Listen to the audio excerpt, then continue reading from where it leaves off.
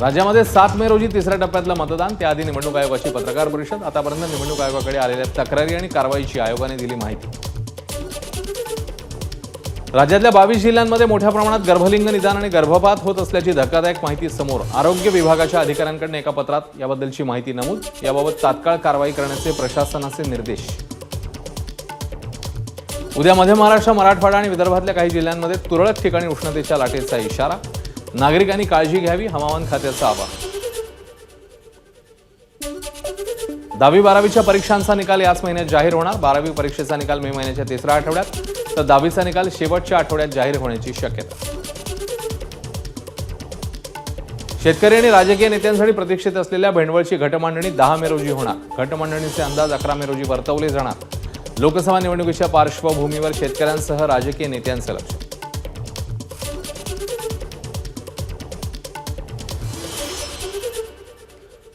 आणि आता विदर्भातल्या घडामोडींचा धावता आढावा आपण घेऊ.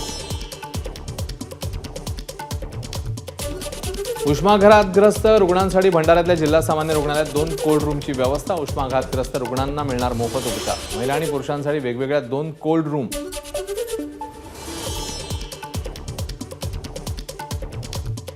अस्वल, नखं आणि शिकारीच्या साहित्यासह एकाला अटक. भंडाऱ्यातल्या अड्याळ वनविभागाची कारवाई. या प्रकरणी अड्याळ वनविभागाच्या पथकाने शिकारी तेजाबसिंग कांचनसिंग रामगडेला केली अटक.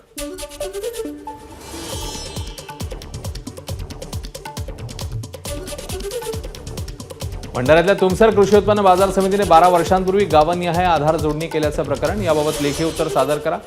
राज्य गुन्हे अन्वेषण विभाग आणि राज्य शासनाच्या पणन विभागाचे बाजार समितीला आदेश. अकोल्याच्या पातूर शहराजवळ 2 वाहनांचा भीषण अपघात. 4 जणांचा मृत्यू. आमदार किरण सरनाईक यांच्या कुटुंबातल्या सदस्यांचा मृतांमध्ये समावेश. वाशिमच्या हराळा गावात सैनिकांच्या कुटुंबियांना मारहाण करत शस्त्रांचा धाक दाखवून दरोडा. सोन्याच्या दागिन्यांसह रोख रक्कम घेऊन चोरटे फरार.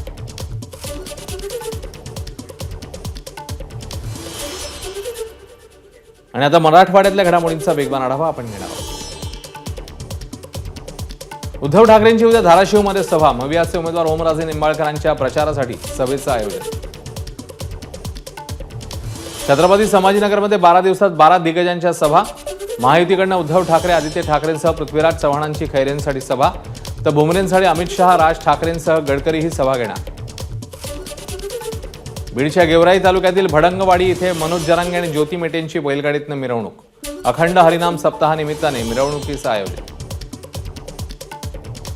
छत्रपती संभाजीनगर जिल्ह्यातल्या अजिंठा घाटात एसटी बसचा अपघात. चालकाचं बसवरचं नियंत्रण सुटल्यानं अपघात. 6 ते 8 प्रवासी जखमी झाल्याची माहिती. तब्बल 66 प्रवाशांना पुण्याहून रावेरच्या दिशेने निघाली होती बस.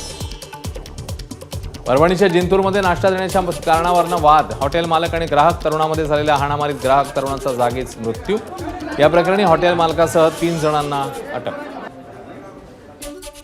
हिंगोलीच्या वसमतमध्ये मित्राला दाखवायला नेतो म्हणत 34 लाख इतकी किंमत असलेलं सोन्याचं कॉईन लंपास.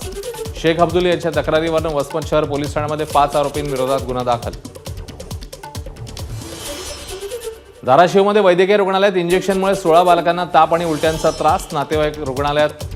नातेवाईकांचा एकच गोंधळ. घटनेनंतर 2 तास रुग्णालयात डॉक्टर उपलब्ध नसल्याचा नातेवाईकांचा आरोप.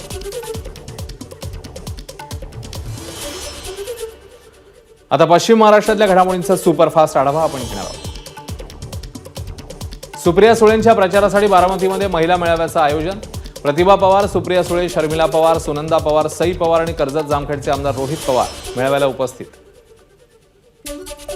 लोकसभा प्रचारानिमित्ताने उपमुख्यमंत्री देवेंद्र फडणवीस इस्लामपूरमध्ये. यावेळी सदाभाऊ खोत यांच्या निवासस्थानी भेट देत त्यांच्या मातोश्रीच्या तब्येतीची फडणवीसांनी केली विचारपूस.